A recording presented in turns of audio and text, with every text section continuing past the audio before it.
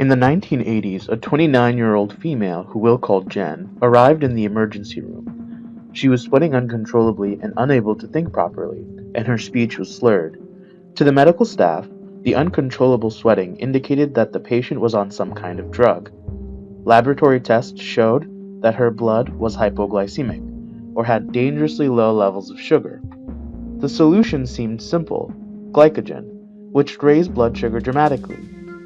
But the next 2 days, she had unexplained levels of hypoglycemia. So the doctors investigated further. Jen explained that she wouldn't be able to recall certain events, specifically her childhood. What she could remember was taking care of sick parents at a young age, and getting married at 19.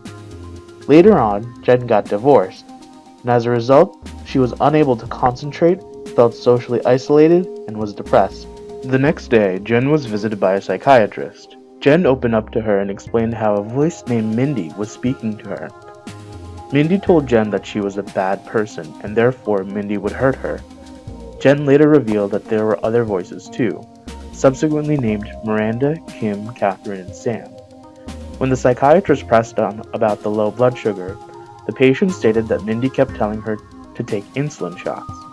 She was taken to a psychiatric ward and diagnosed and treated for multiple personality disorder, now known as dissociative identity disorder, a disorder that causes different forms of self to present in the brain rather than one.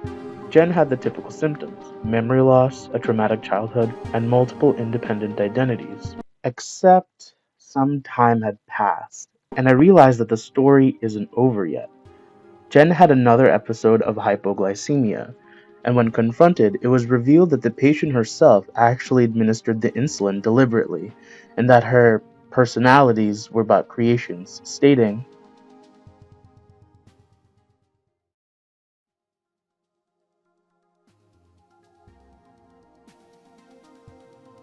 upon further investigation, it was revealed that she had prior knowledge of multiple personalities disorder after reading through the DSM-3. Jen had sought a psychiatrist who diagnosed her with MPD. For the next 8 months, she received psychotherapy where her different identities were not expressed, until therapists stated that she had some symptoms of multiple personality disorder, in which her identities began to surface once again. This case study is similar to the one from 1973 about a woman named Shirley Arden Madison, otherwise known as Sybil, in the nonfiction book about her. Mason, just like Jen, was closely attached to her therapist, and in exchange for therapy and time, she pretended to have multiple personality disorder. Before we discuss what DID is and how this misdiagnosis happened, and why Jen was pretending to have this disorder, we first need to discuss the name. During the time of the case study, this disorder was known as multiple personality disorder. The name has since been changed to dissociative identity disorder. As such, I will simply refer to the former and call it DID for short. I first came across DID in high school and in college when taking intro-level psych courses. But after reading these case studies, something felt off about the disorder. So let's do some digging and figure out what's going on. After going on Google to see what we get after typing in DID, mostly the common symptoms that Jen experienced from Wikipedia. Okay, so scrolling towards the signs and symptoms portions, we get a link to the DSM-5. What's the DSM? Good question. It's a manual published by the American Psychiatric Association, or APA for short, as a classification and criteria for mental disorders and disabilities. Mostly used in the US for clinical, legal, or research purposes, the DSM has evolved from the 1950s to the latest version, the DSM-5, created in 2013. Looking through the DSM-5 about DID, here we go. Okay, so here's the current criteria. Now, I summarized the criteria just for the purposes of this video, but if you want to look more carefully at the criteria, feel free to do so. All sources and links are in the description below. Anyway, from reading the criteria, all of Jen's symptoms seem to match, but the criteria for DID has changed dramatically. In 1968, the disorder was somehow first introduced in the DSM-2 under hysterical neurosis, which contained a dissociative type, which contained, among other things, multiple personalities. As we jump ahead to the 1980s, the DSM-3 combined some of the symptoms and clarified other disorders, multiple personality disorder being one of them. Then, in 1994, the DSM-4 relabeled the disorder as dissociative identity disorder for clarification purposes like the other disorders. And finally, in 2013, the DSM-5 expanded to the definitions you see here. But who decided? And how do we know these words are reliable anyway? We can dig even further to the APA website. The DSM-2 was created by a group of psychiatrists and trustees in the APA after World War II. Then, cross-referencing in an article by The New Yorker using the Wayback Machine, a man by the name of Robert Spitzer, among others in a 1974 paper, demonstrated DSM-2 was unreliable since different practitioners would derive different diagnoses from the same patient, along with the manual listing homosexuality as a pathology. The APA decided, in order to save face, they appointed Robert Spitzer as the chairman to create the DSM-3. Going through the trail, Spitzer's main method of doing this is lost in history, but in general, several groups of psychiatrists, like Alan Francis, to either collect data, define data, or remove data from unfounded claims. How he did this is lost to history, but according to various other sources, it all went back to Spitzer, who tried to be as logical as possible. While the methodology in the DSM-3 is a little muddled and lost to history, the DSM-4 was anything but. There are hours and hours worth of material, so I'll give you a quick summary. Remember Alan Francis? He was appointed as the new chair for the creation of the DSM-4. He was worried that the manual classified some normal behaviors as a disorder, and thereby causing diagnostic inflation. To the dismay of Francis, though, he couldn't prevent this from occurring, as autism and bipolar diagnosis skyrocketed due to loose diagnostic criteria, especially in children. As for the DSM-5, the APA created a task force of 27 members, of whom had either clinical, psychiatric, or consumer researchers. Each member would be responsible for field tests that had reliable replicability. In trying to research more about how this all worked, I reached a dead end. The 27 members had to sign a non-disclosure agreement, which meant the entire process was essentially confidential.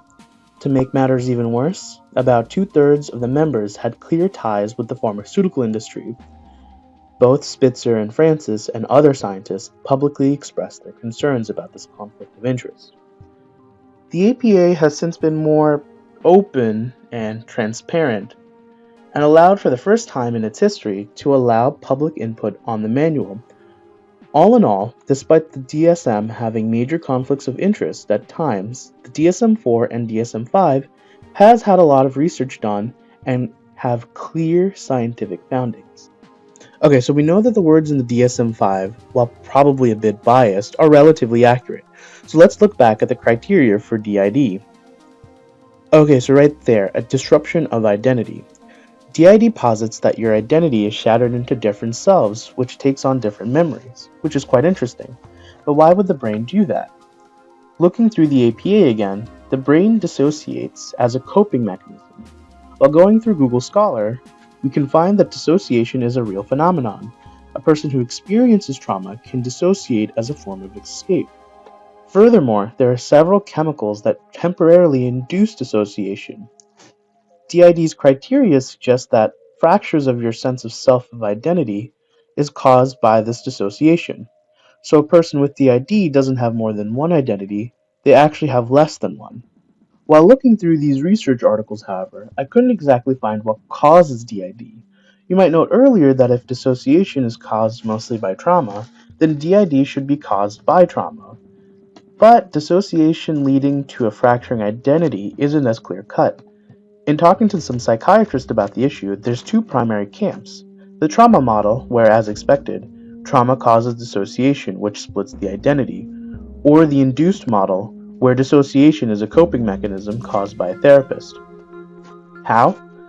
Well, going back to Jen, whenever the therapist exhibited that she had DID, she immediately acted out the symptoms. So for people like Jen, the therapist induced the symptoms. The reason for this disagreement is interesting. The general prevalence rate of DID on the higher end is approximately 1 to 2%. But after a therapist arrives in an area or media coverage about DID increases, the rate of DID diagnosis increases higher than expected. So either the prevalence rate is actually higher than researchers have found, or therapists are inducing symptoms of DID. There is, however, a correlation found with DID in trauma. In a meta-analysis of about 1,500 studies, there was a strong correlation between trauma and dissociation, specifically with DID patients. However, correlation is not causation, and these studies are often cross-sectional and thus can't accurately explain causation. Various longitudinal studies, the ones that do imply causation, of children who experience trauma couldn't find children with DID, although the sample is quite small. Just a side note though, the small sample size is not due to laziness, but a study where one large sample is repeatedly asked whether they have a disease that might be rare and whether they've gone through traumatic events are quite difficult to do so. To make things even more complicated, no substantial biological mechanism has been found through neuroimaging. In recent findings, however, DID patients have been found to decrease conscious control of memorization and attention, and some neuroimaging has found some differences in neuroanatomy. These differences account for suggestibility, which is why there's such a concern for induced symptoms. As you can see, the science is still a little unclear on the causes of DID. Many psychiatrists are very split on the issue. While DID's causes and criteria aren't fleshed out, it should be acknowledged that psychiatrists on either side are certain that the people who seem to have DID most likely do have a condition one way or another, just that the criteria might not match what the patients actually have. Perhaps in the future, DID may be more concrete or be absorbed by another known disorder. And the reason for the furious debate is to make sure that a proper treatment is given to patients. In doing this deep dive, I found some psychiatrists unsure on how to properly speak with or treat DID for their patients. And the truth is that there's a severe lack in research on this, and this is mostly due to the fact that the biological cause hasn't been fleshed out yet. All in all, we don't really know whether or not DID is 100% real, as it's portrayed in the DSM, but it would be disingenuous to say that it's completely fake either. People who have been diagnosed with DID have real symptoms, but we just don't understand it in the scientific literature. And while there are clear gaps in the research, hence the furious debate, research is on its way. For example, an artificial intelligence initiative that has predicted over a 70% accuracy rate on the brain showing DID in MRI scans. This might uncover a biological basis. We'll see. While a healthy dose of skepticism is good, denying people treatments for DID or calling them liars because psychiatrists aren't 100% certain on the mechanisms of the disease is morally wrong. Additionally, giving people a diagnosis when one isn't a psychiatrist isn't good either. We should invest more money into mental health so that a disease as fascinating as DID can be better understood.